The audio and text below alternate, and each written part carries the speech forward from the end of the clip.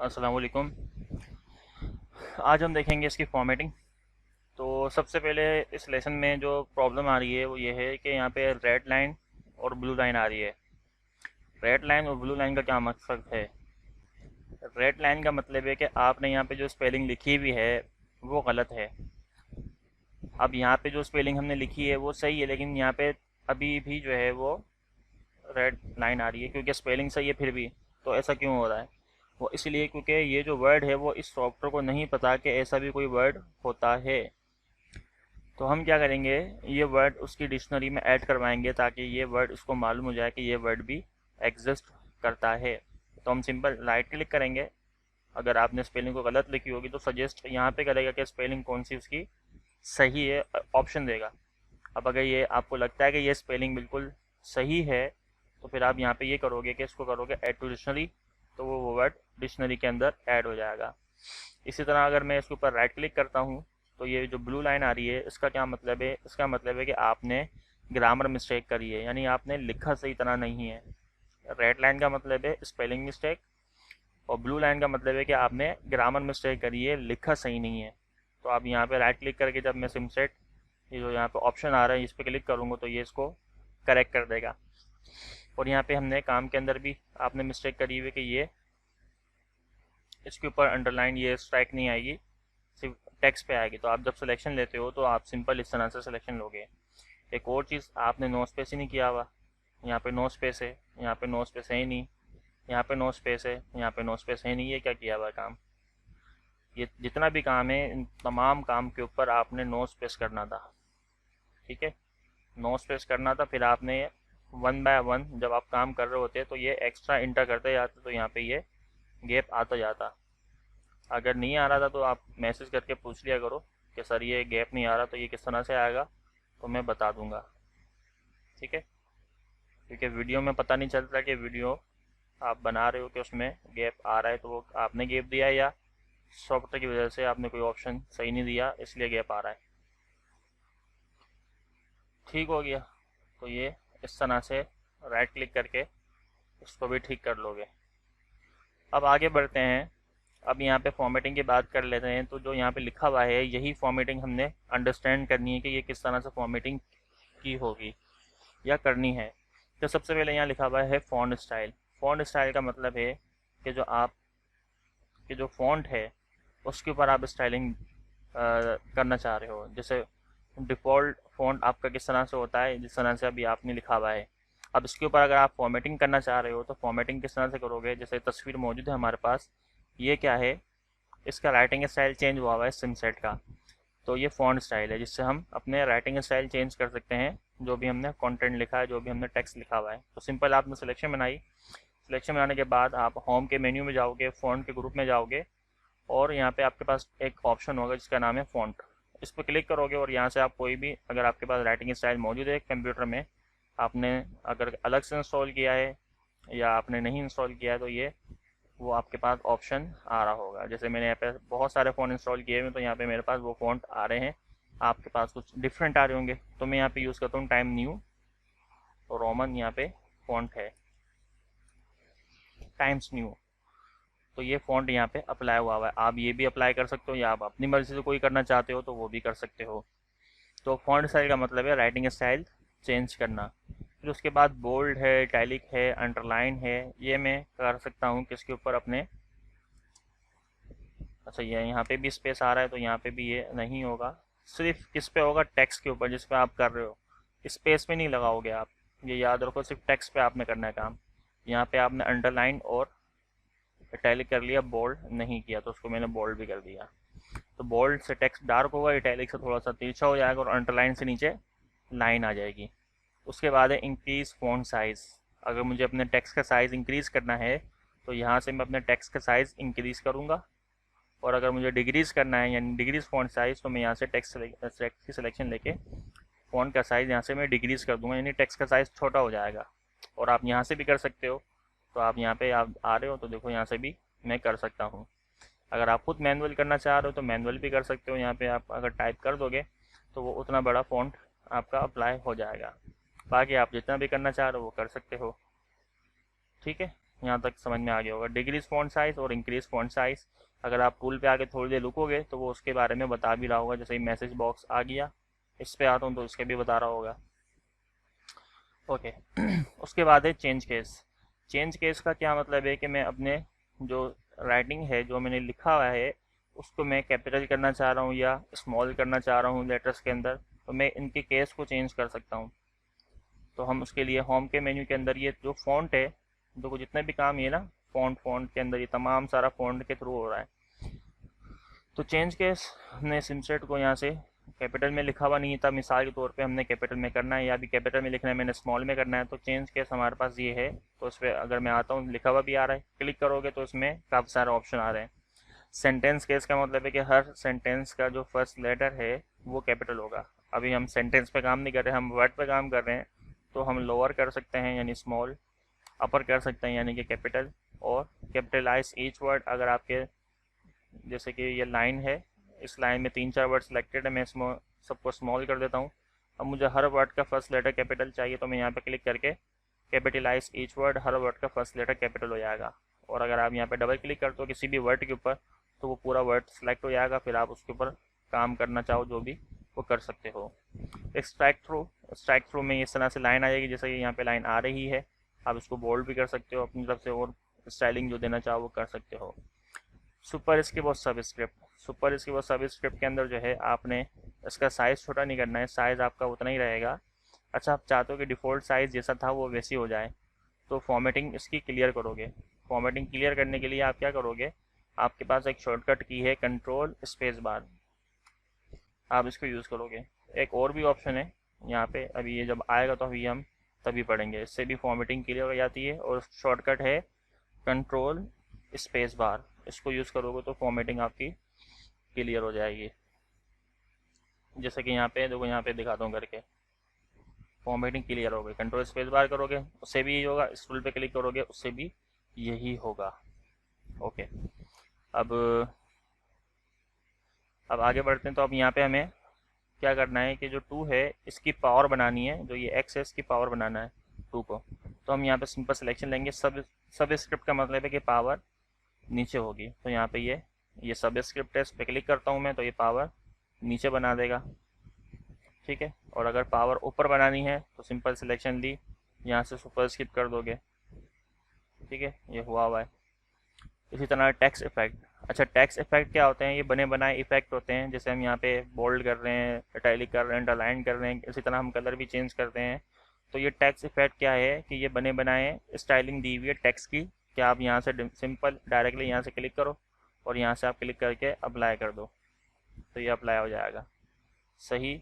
या आप ये भी कर सकते हो, आप खुद बनाओ तो फिर ये तमाम ये डिटेल दी हुई है, आप इसको देखोगे तो ये काफ़ी सारे ऑप्शन आपको यहाँ पे अप्लाई होते हुए दिखेंगे। तो ये लेंदी वर्क है, बने बनाए दिए हुए, आप इन्हीं को यूज़ करके अपने काम को अगर करना चाह रहे हो तो आप कर सकते हो, नहीं तो फिर आप खुद फॉर्मेटिंग करो अगर आपको कोई यूनिक फॉर्मेटिंग चाहिए। सही है, तो ये मैंने अप्लाई कर दिया। अब उसके बाद यहाँ पे है टेक्स्ट हाइलाइटर।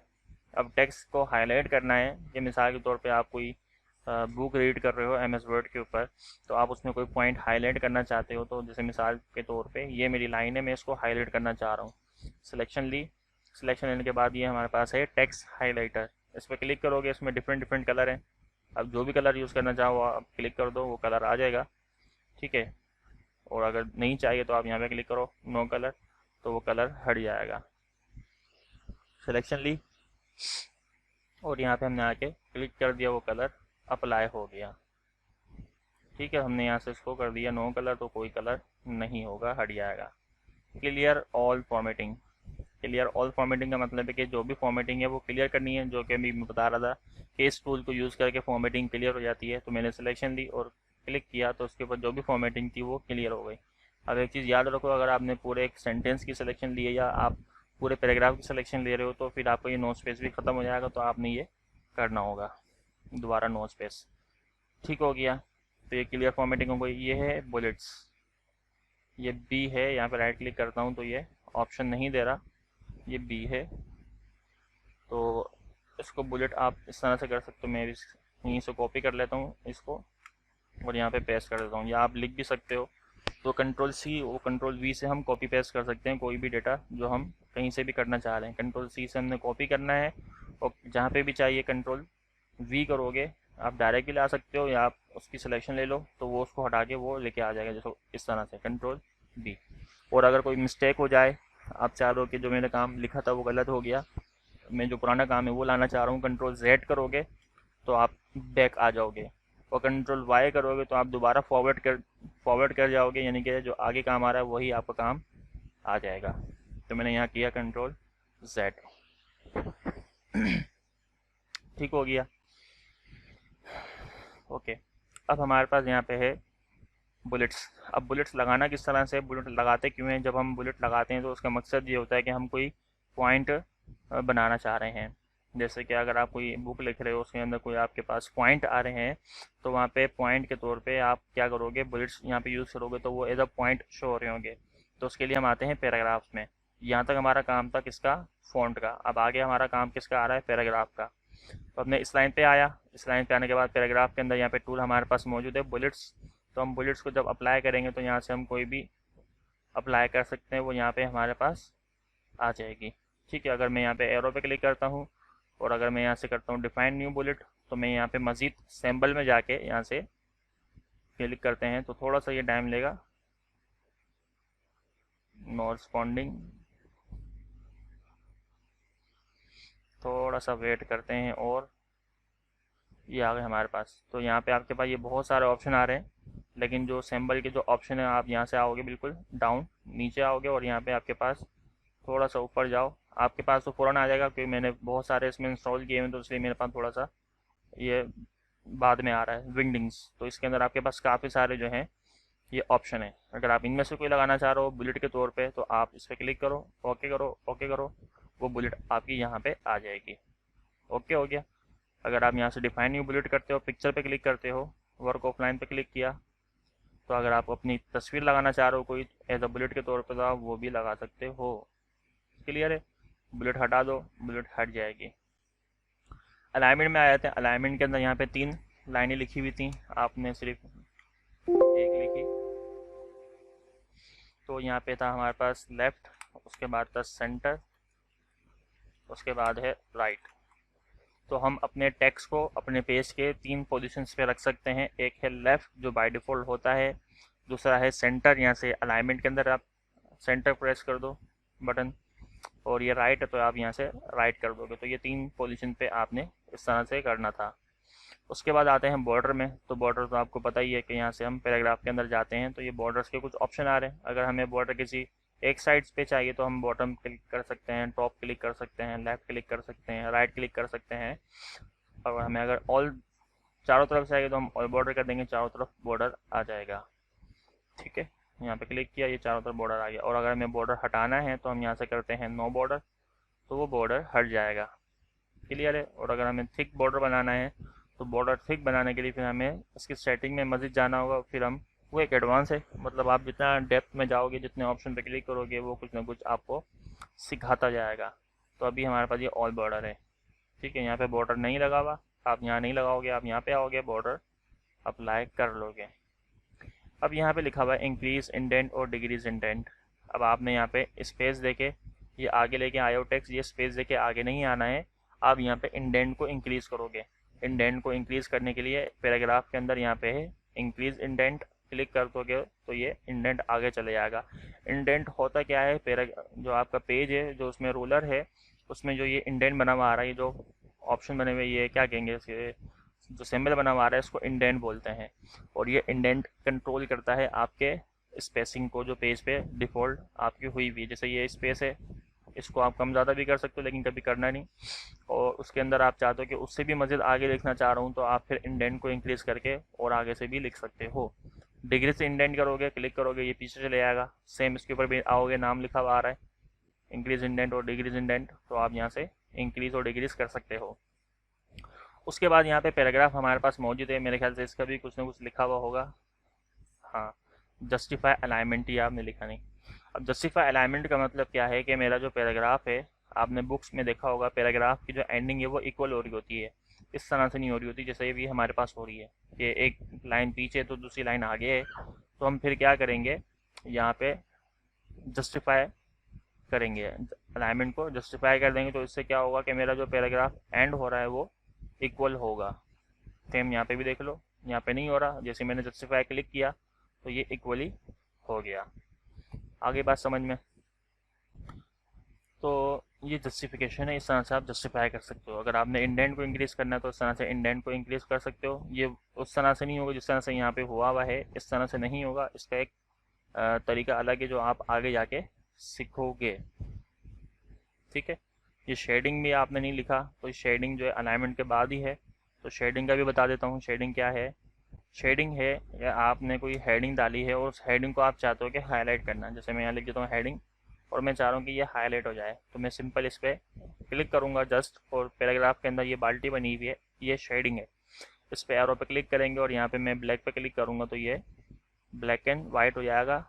अगर आप कोई और कलर यूज़ करते हो तो इस तरह से फिर आपको, जैसे कि इस पर क्लिक किया तो ये वाइट नहीं हुआ, तो आपको फिर वाइट करने के लिए यहाँ से फ़ॉन्ट कलर में जाना होगा, जहाँ से आप कलर इसका चेंज कर सकते हो। ठीक है।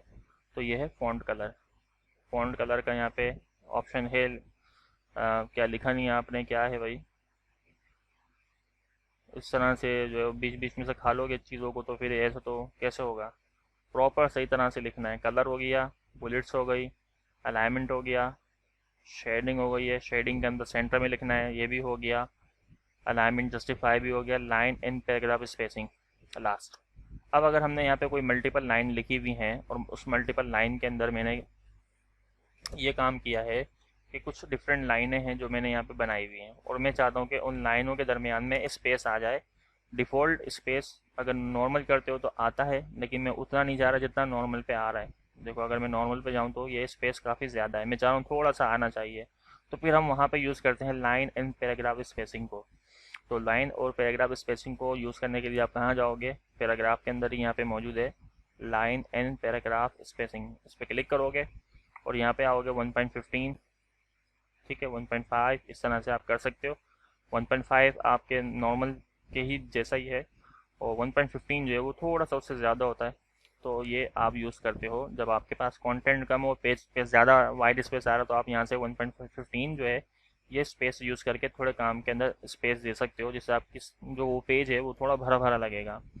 ठीक है। तो इस तरह से आप लाइन और पैराग्राफ स्पेसिंग को यूज़ कर सकते हो। तो तमाम इसके अंदर फॉर्मेटिंग मौजूद है। आपको मैंने पिक्चर दी भी है। अब इस पिक्चर के अंदर ये देख लो कहाँ बोल्ड हुआ हुआ है, कहाँ राइटिंग स्टाइल चेंज है, कहाँ बोल्ड है, कहाँ पे राइटिंग स्टाइल चेंज हुई हुई है, कहाँ पे साइज़ बड़ा है, कहाँ साइज़ छोटा है, कहाँ पे कैपिटल लिखा हुआ है, कहाँ पे स्ट्राइक लगी हुई है, कहाँ सुपरस्क्रिप्ट सबस्क्रिप्ट है, कहाँ टेक्स्ट इफेक्ट और टाइपोग्राफी है, कहाँ पे टेक्स्ट को हाईलाइट करना है, कहाँ पे फ़ॉन्ट कलर चेंज हुआ हुआ है, क्लियर फॉर्मेटिंग क्या है, bullets, alignment, shading, border, increase indent, decrease indent, justify alignment, line and paragraph spacing, ये तमाम चीज़ों को आपने जो है वो देखना है। वो तमाम ये जब आप अप्लाई कर लोगे तो फिर मुझे आपने दोबारा ये फ़ाइल सेंड करनी है। फिर मैं आपको बताऊंगा कि अगर मिस्टेक होगी तो मैं बता दूंगा कि ये आप मिस्टेक सही कर लो। आपने कॉपी में भी लिखना है कि मैं होम के मेन्यू में गया, मिसाल के तौर पे अगर आप बोल्ड कर रहे हो तो बोल्ड किस तरह किया, आपने हेडिंग डाल दी है, बोल्ड किस तरह से करते हैं। ठीक है। फिर आपने आंसर लिखना है कि बोल्ड करने के लिए हमें होम के मेन्यू में जाना है, फ़ॉन्ट के ग्रुप में जाना है, और टूल जिसका नाम बोल्ड है उस पर क्लिक करके ये बोल्ड हो जाएगा। तो इस तरह से जो है आपने काम अपना डन करना है। तो कॉपी में भी लिखना है जो चीज़ें बताई हैं, रेड लाइन ब्लू लाइन क्यों आती है, कॉपी में लिखना है। जो जो इसमें वर्किंग करी है, जो जो मैंने टॉपिक बताए हैं, आपने उसको कॉपी में नोट डाउन करना है। इस ख्याल में नहीं रहना कि मेरे पास वीडियो है तो इस वीडियो को अगर मुझे याद नहीं आएगा तो मैं देख लूँगा।